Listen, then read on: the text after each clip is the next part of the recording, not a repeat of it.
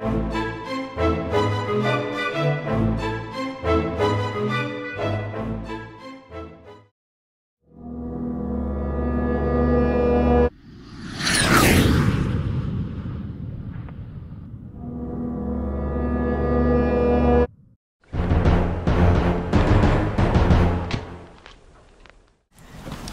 you hear the news? Earlier today, Rwandan president's plane was shot down while returning to his country from peace talks.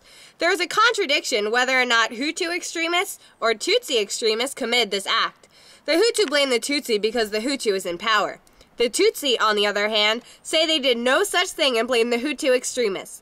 The Hutu might have done this because they wanted a genocide to start, but became angry that the president was creating peace agreements. So they shot down the plane and blamed it on the Tutsi to start the spark of a war.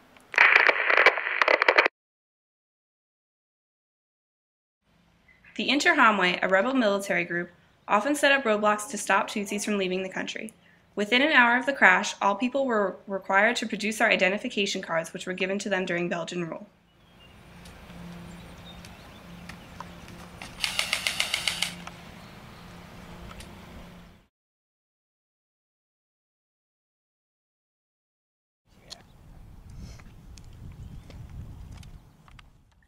Many Hutus gathered large groups of Tutsis, often families or neighbors, to be killed all at once.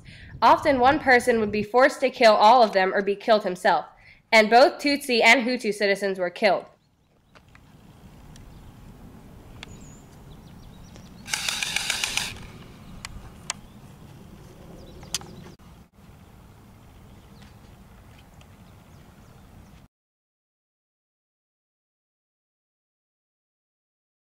Most Hutus killed with machetes because bullets were expensive. They often went door to door attacking Tutsis during the night. The Hutu people set out to kill all people despite of their age or gender. One noble group of Hutus was called the Interahamwe, and they were the most notorious killers. The Hutu forces soon went to purge the government of their Tutsi leaders, including the Prime Minister.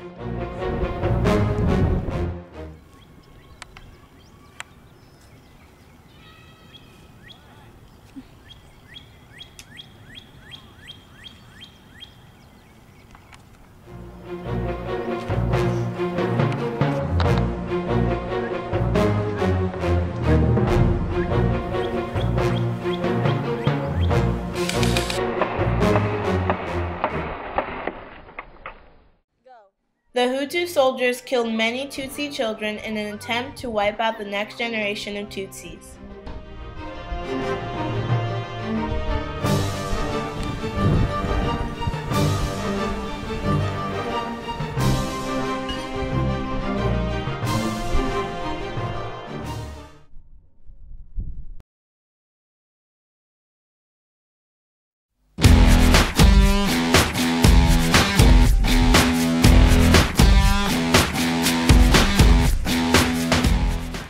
The genocide ended when the Rwandan Patriot Front captured the city of Kigali in July 1994 and declared a ceasefire. The Hutu army consisted mostly of crazy extremists who wanted to start a genocide to kill the Tutsis. After the city of Kigali was captured, many Hutu soldiers fled the country into Zaire, now called the Democratic Republic of Congo. Many Hutu civilians also fled, even if they did not participate in the killings. There was an estimated 500,000 Tutsi people killed, which is about 77% of their population. The Hutu deaths range from about 6,000 to 60,000, although there is no specific number known.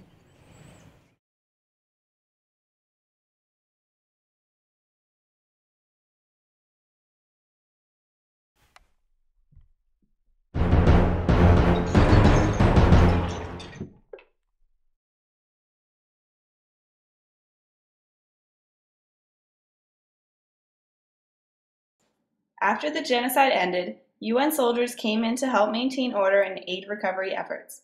Since the genocide, the UN has been more proactive in trying to prevent another genocide from occurring.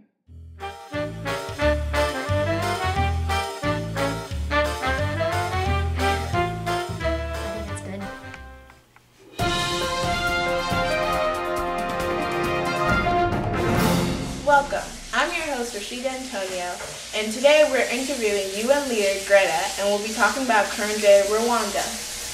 Thank you for having me. You're welcome. So, 18 years ago was the beginning of the Rwandan Genocide. Tell us, how will Rwanda strive toward better economical and educational conditions? Well, the president and other leaders are interested in investing in the Rwandan people because the backbone of any modern society is a healthy, educated, and economically engaged population.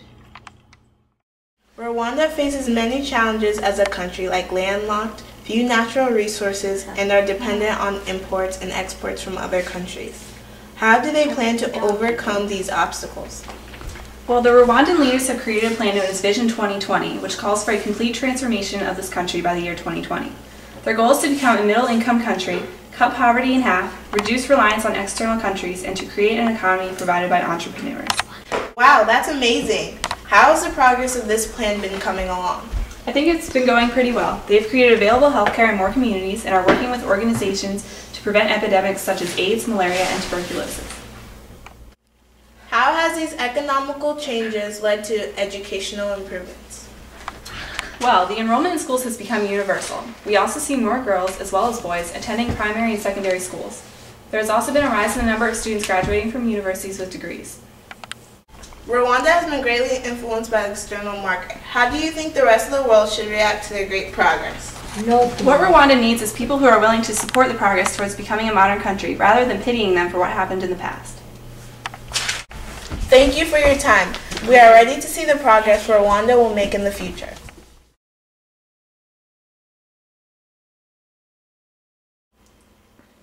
Rwanda has been greatly influenced by the external... You said Rwanda again. Rwanda has been greatly influenced by the...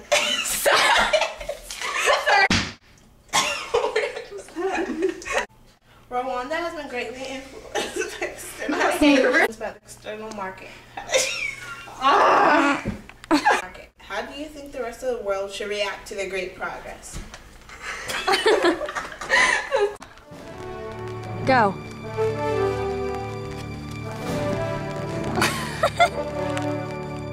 Go.